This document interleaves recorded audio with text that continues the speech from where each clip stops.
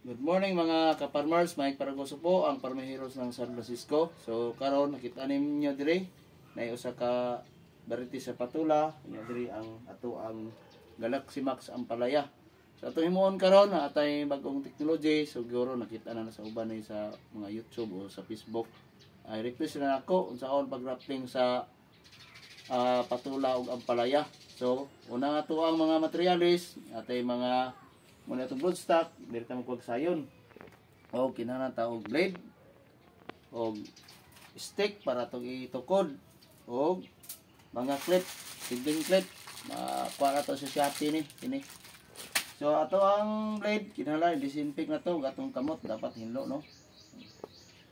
So sa atong sugdan, mga ka-farmers, unsaon pag grafting. So ang pag-grafting nato diri duha klase ang pagputol diri sa ato ang rootstock, V-shape o katong slanting type. Sa atong gamiton karon slanting type itong gamiton. So tanaw na to ha. Kuha sa atong tumoy ana. Unya anaon nimo sa tunga pina-slanting imong kuan binlan nimo usa ka dahon.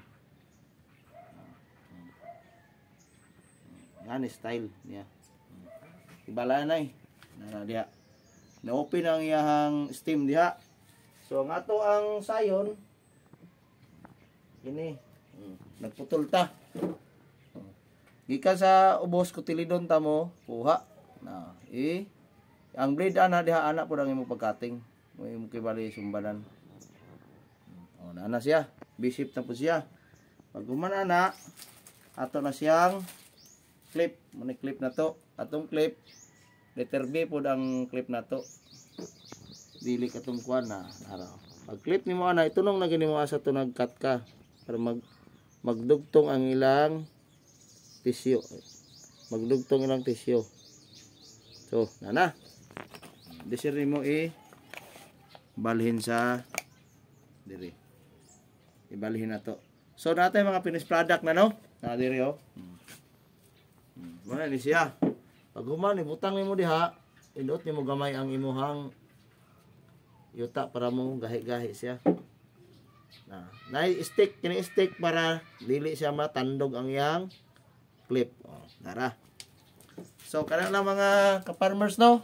Inapunta natin na tabang sa iyong bisag gamay lang. So kung gusto mo order ani, PM lang ko sa akong Facebook.